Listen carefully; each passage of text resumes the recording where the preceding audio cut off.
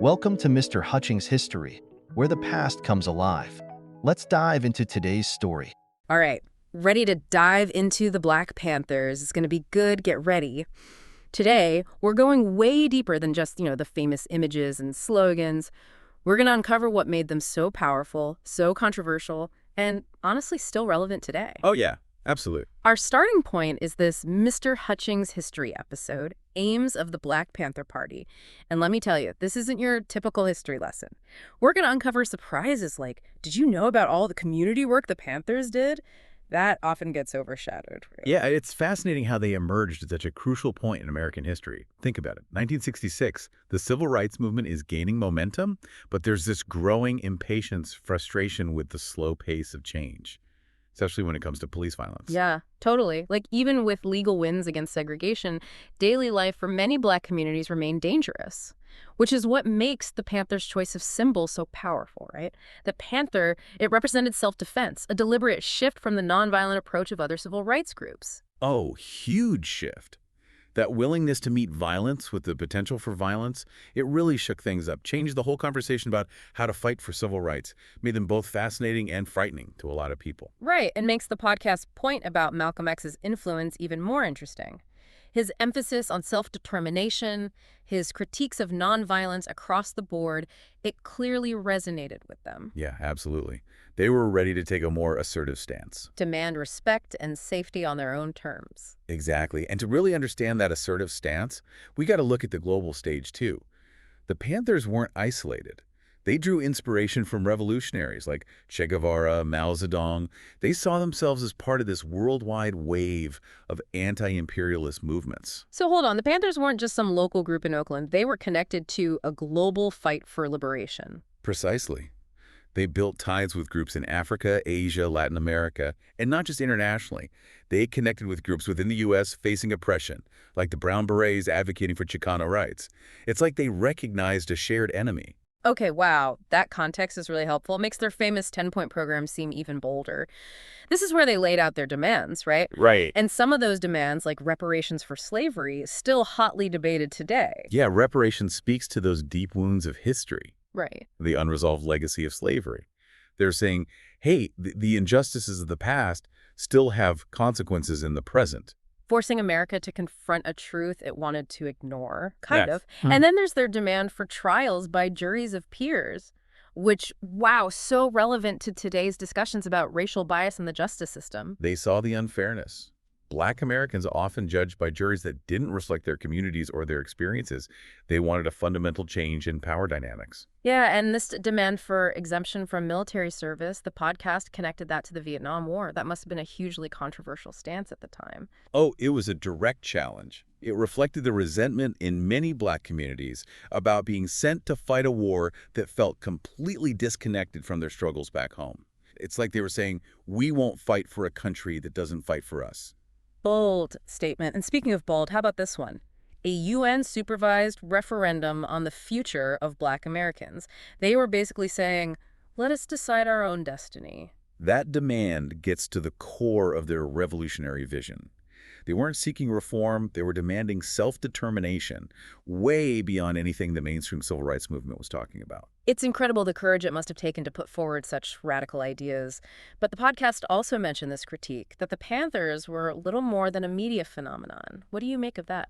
It's true, they captured media attention with their imagery, their rhetoric. But to dismiss them as a media creation ignores the tangible impact they had on the ground, especially their community programs. Okay, yeah, let's talk about those programs. This is where it gets even more fascinating, like the free Breakfast for Children program. That sounds like a huge undertaking. It was, and incredibly successful. Think about it.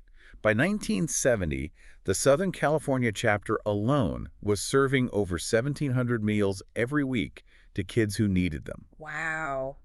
That's a whole different picture of the Panthers than what we usually see. But that's not all, right? They were also actively challenging police brutality. Absolutely.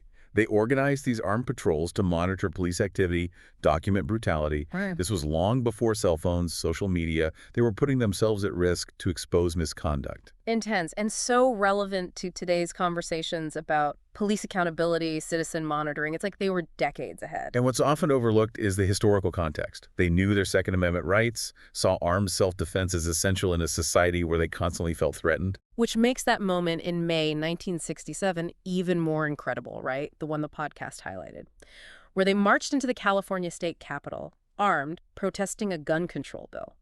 It seems almost paradoxical, the Black Panthers, often seen as a symbol of violence, protesting gun control.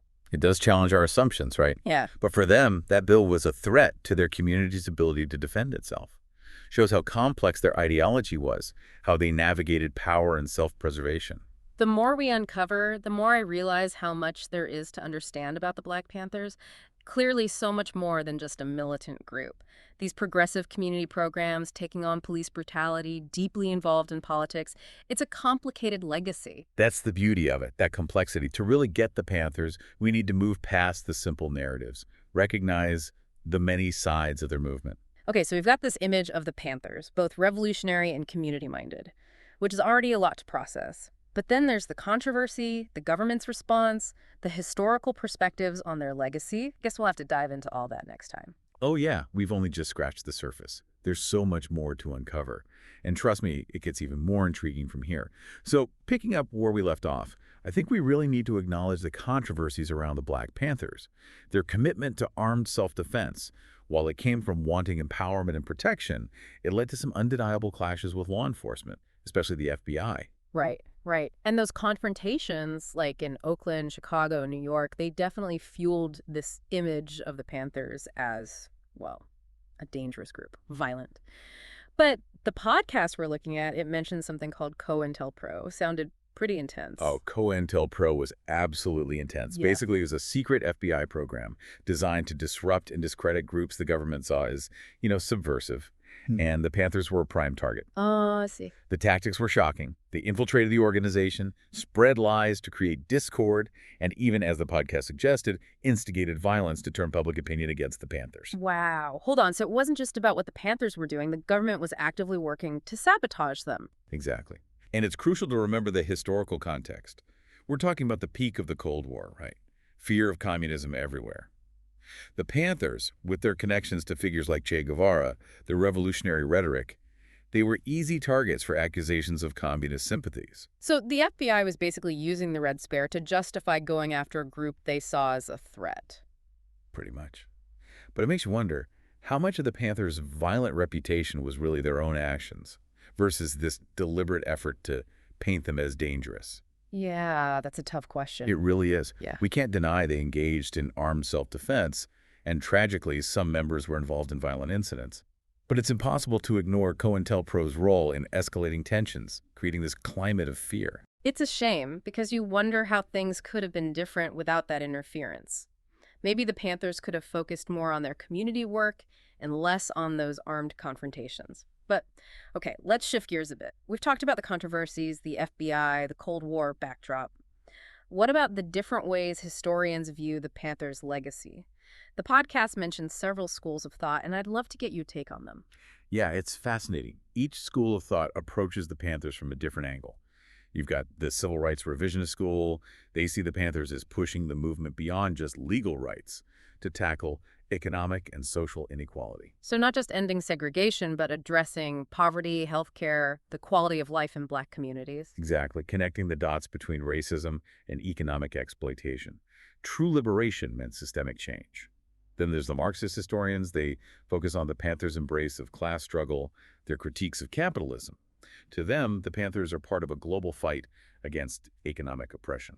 Makes sense, given their admiration for Che Guevara and Mao Zedong. Right. And then you have the Cold War historians. They view the Panthers through the lens of U.S. foreign policy, the fear of communism. Their argument is the government's crackdown wasn't just about violence, it was about anti-communism. Each school of thought adds another layer of understanding. Oh, but wait, there was one more the podcast mentioned, right? Something about cultural nationalism. Yes. The cultural nationalist perspective focuses on the impact on Black identity, Black pride. They pushed for self-reliance, celebrated African heritage, and their influence was everywhere: music, art, fashion. The afros, the berets, the raised fist. These symbols of Black power became iconic because of the Panthers. Their legacy lives on, especially in how we talk about Black empowerment today. They really shifted the conversation. Absolutely. It wasn't just activism, it was about cultural transformation, challenging Black Americans to reclaim their history, their heritage, their sense of self. You know, as we talk, I'm struck by how much we've covered. Their origins, their beliefs, their achievements, the controversies, the government's response, those historical interpretations. The Black Panthers were so much more than just a militant group, a complex force for change. And even though they ultimately disbanded under immense pressure, their influence is undeniable. And that's what keeps their story so compelling, so relevant. They challenged everything, demanded justice, forced America to confront its contradictions. They were a lightning rod, and the debate still continues. There are so many questions we're still wrestling with today. What's the role of militancy in social movements? How do we address racial injustice, poverty, policing, those issues the Panthers brought up? And maybe most importantly, how do we separate fact from fiction and really understand their legacy? Those are the questions to keep asking, to learn from the past and build a better future. The Panther story isn't neat or tidy. It's messy, it's controversial, but it's powerful. The fight for justice is ongoing, requires constant vigilance, challenging those systems of oppression. And I think that's a good place to pause for now. We've covered so much, but we still need to explore the impact of the Panthers, what their story means for us today. Yeah, their legacy is far from settled. I think our listener is ready to explore those deeper questions, what the Panthers represent, how they continue to shape our world. All right, so we've spent the last two parts really digging into the Black Panther Party, their origins, their beliefs, the controversies, the government's response, even how historians interpret their story. It's been a lot. But what I keep coming back to is, what's their lasting impact? What does their story mean for us today? Yeah, that's the big question. The podcast episode we've been using, it offers some clues, but the Black Panthers' legacy is complex, multifaceted. It's not a simple answer. Exactly. And I think one of the most striking parts of their legacy is those community programs, Right. especially that free breakfast for children thing.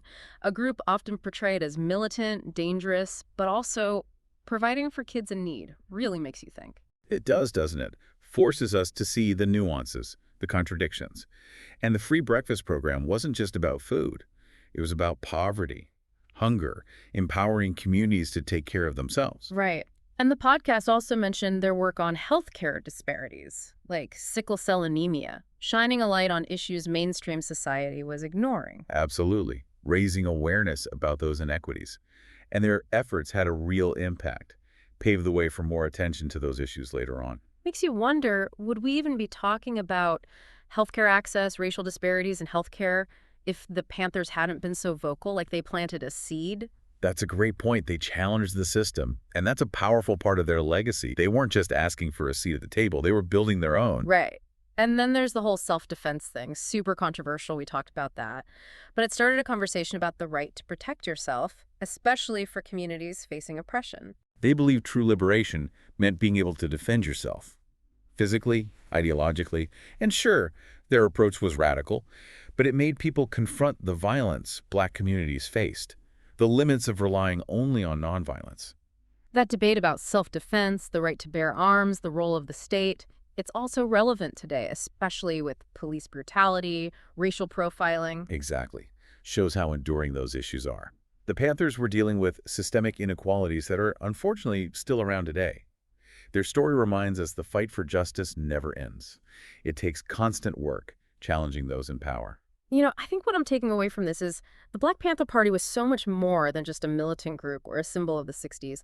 They were a complex movement that left a mark on America. I agree.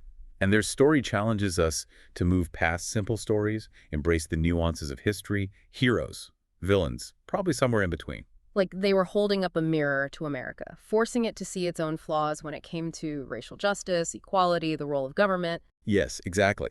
And that's why their story still matters. The issues they fought for, those questions they raised, the fight for a just and equitable society, it's still going on. So to our listener, if there's one thing to remember, it's this. The Black Panther Party story isn't simple. It's messy, it's challenging, but it's crucial. Keep asking those questions, keep learning, keep exploring their story. Understanding the past is how we build a better future. Couldn't have said it better myself. Thanks for joining us on this deep dive. Until next time. Thanks for listening to Mr. Hutchings History. Keep exploring, and we'll see you next time.